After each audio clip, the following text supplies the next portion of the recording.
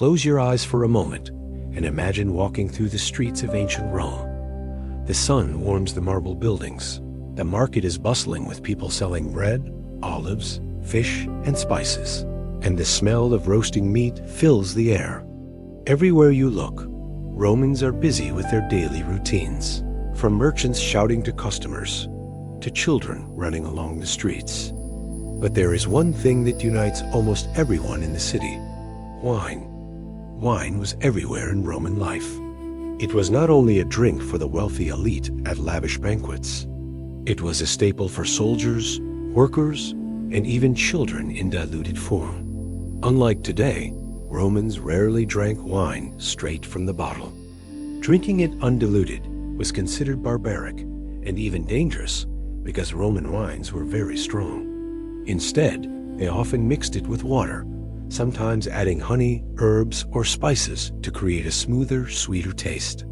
The ratio of water to wine varied depending on the occasion, the person's status, or even the time of day. A common mixture might be 2 or 3 parts water to 1 part wine, creating a drink that was refreshing, safe, and surprisingly flavorful. This habit was so ingrained that it became a symbol of civility. To drink undiluted wine was to show lack of control or sophistication. Imagine sitting down at a Roman tavern, a small, simple room filled with the chatter of locals. A server pours wine from a large amphora into clay cups, then adds water from a jug, swirling it gently to mix the two. If it is a festive occasion, a little honey or even a few herbs like mint or thyme might be added, creating a drink both practical and enjoyable. Romans believed that mixing wine with water made it healthier for the body and mind, balancing the effects of alcohol while still offering the pleasure of the taste. The taste of Roman wine was different from what we know today. Ancient wines were often darker, thicker, and sometimes more sour. They were not filtered or processed in the way modern wines are, and they were prone to fermentation, continuing even after storage. Mixing with water helped to smooth out the sharpness and reduce the risk of over-intoxication. Adding honey or spices turned a simple drink into a subtle treat, providing flavor and sweetness that made each sip a small comfort in the busy life of the city. Wine was also deeply social. Drinking in moderation, at banquets or during casual gatherings, was a way for Romans to connect with each other. Sharing a cup of diluted wine was a ritual of friendship, hospitality, and conversation. In the public baths, after exercising and bathing, friends might gather to enjoy a small drink together. In marketplaces or along busy streets, merchants and travelers might pause for a cup of wine mixed with water, sharing gossip, news, or laughter. It was never just about the alcohol. It was about the experience, the connection, and the rhythm of daily life. For soldiers stationed far from home, wine was a daily companion, sometimes mixed with water or even seawater in emergency situations. The mixture kept them hydrated and alert, while the sweetness of honey or the aroma of herbs reminded them of home. Even children and teenagers drank watered wine, often alongside meals, because it was considered safer than drinking untreated water. The concept of moderation was central to Roman drinking habits. Enjoy the wine, but never let it dominate the day. Amphorae, large clay jars, were the standard way of storing wine. These jars could be transported across the Mediterranean, bringing wine from Spain, Gaul, or the islands of the Aegean to the city of Rome. Merchants would sell the wine in small portions, which could then be diluted or sweetened according to preference. This system allowed wine to reach a wide audience, from the wealthiest senators to the laborers working on construction sites. The mixing of water and wine was universal, crossing social classes and regions, creating a shared cultural habit. Even in luxurious banquets, the practice of mixing wine with water remained. Wealthy Romans often had elaborate dining rooms with reclining couches, multiple courses, and entertainment.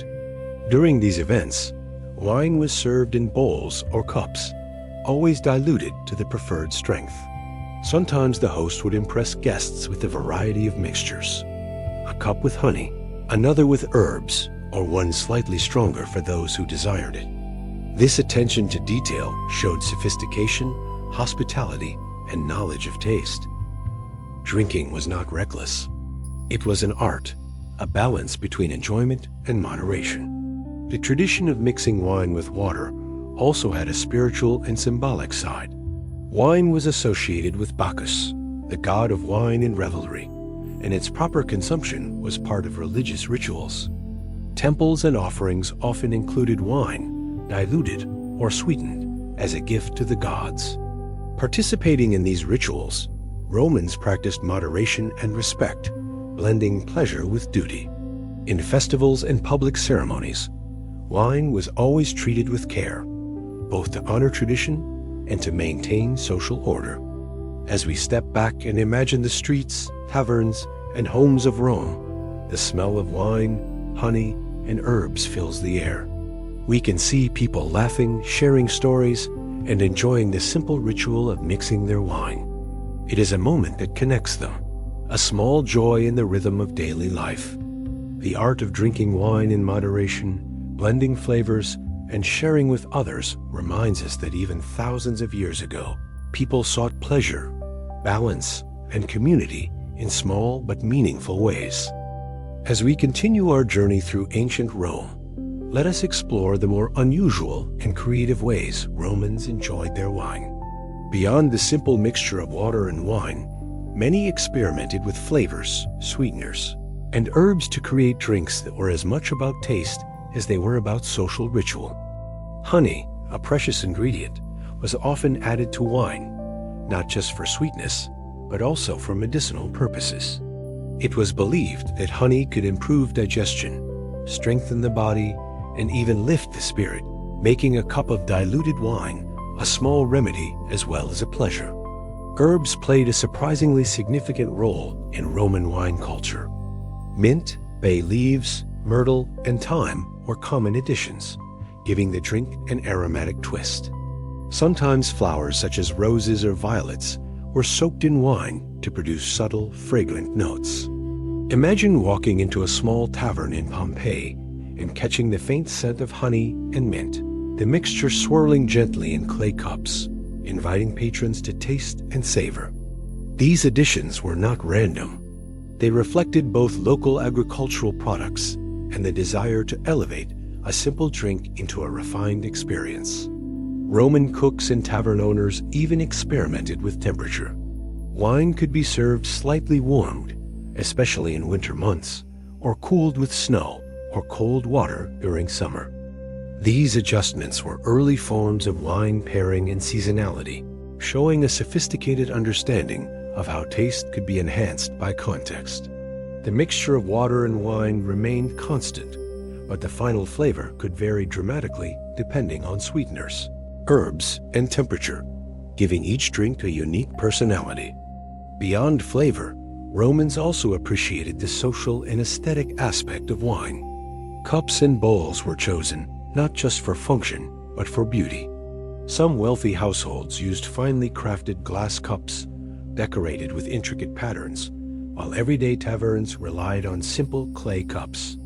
Sharing wine was often accompanied by conversation, laughter, and even poetry.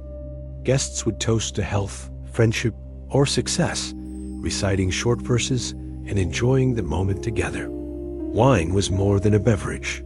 It was a connector of people, a ritual, and a form of art. Interestingly, Romans also sometimes mixed wine with unusual ingredients to create novelty drinks. Some recipes included seawater, fish sauce, or even spicy herbs for bold flavors. These concoctions may seem strange to us today, but they reflect a culture that valued experimentation, taste, and the occasional thrill of surprise. Drinking was an adventure, and even simple meals could be elevated by creativity and curiosity. Soldiers stationed far from cities sometimes carried supplies of wine, herbs, and honey to recreate these flavors wherever they were. This portability ensured that the ritual of wine drinking, mixing, sweetening, and savoring, remained part of life even on the battlefield. Wine was also central to religious and ceremonial life. Offerings of diluted wine were common in temples dedicated to Bacchus, Jupiter, and other gods. It symbolized moderation, reverence, and community participation. Festivals often involved large quantities of wine, shared openly among participants, blending fun with devotion. In these moments, the practice of mixing wine with water reflected a balance between indulgence and self-control, a lesson that Romans carried into daily life. As we reflect on the ways Romans drank wine, it becomes clear that the practice was about more than taste. It was about culture, health, social bonding, and personal pleasure. From taverns and homes to temples and battle camps, the ritual of mixing wine with water and honey tied together people from all walks of life. It connected the ordinary with the extraordinary, the daily with the ceremonial, and the practical with the aesthetic. Think of a Roman dinner in a grand domus, where guests recline on couches, sipping wine sweetened with honey and garnished with herbs. Laughter fills the room, stories are exchanged, and the aroma of wine and spices mingles with the scent of roasted meat and fresh bread. Across the city, in a modest tavern, workers share diluted wine after a day of labor, enjoying the comforting warmth and a moment of respite. In every setting, the mixture of water, wine, and occasionally honey or herbs brings joy, refreshment, and connection. Even today, when we think of wine, we might imagine vineyards, barrels, and tasting rooms. But the Romans remind us that wine is not only about origin or aging. It is about the experience, the ritual, and the people who share it. Their habit of mixing wine with water and honey teaches us lessons about moderation, creativity, and the simple pleasure of sharing a drink with others. It shows that enjoyment can be both practical and sophisticated, rooted in everyday life, while also touching moments of celebration and ceremony. As we conclude our journey through the streets and taverns of Rome, we can imagine the final sip of wine, sweetened with honey infused with herbs and perfectly diluted, leaving a warm, lingering taste that connects us to the past. The Romans drank not merely to consume alcohol, but to experience life, to bond, to celebrate, and sometimes even to heal. Their practices may seem unusual today, yet they carry timeless wisdom about enjoying what life offers with balance and appreciation. And so, as the sun sets over the rooftops of ancient Rome, the laughter of diners, the clinking of cups, and the faint aroma of sweetened wine linger in our imagination. The simple ritual of mixing wine with water and honey becomes a story of culture, taste, and human connection. In the quiet of the evening, we realize that these ancient habits were more than customs. They were a reflection of the Roman spirit, one that valued moderation, creativity, and shared joy. Even 2,000 years later, the story of Roman wine reminds us that the pleasures of life, when balanced and shared, remain eternal.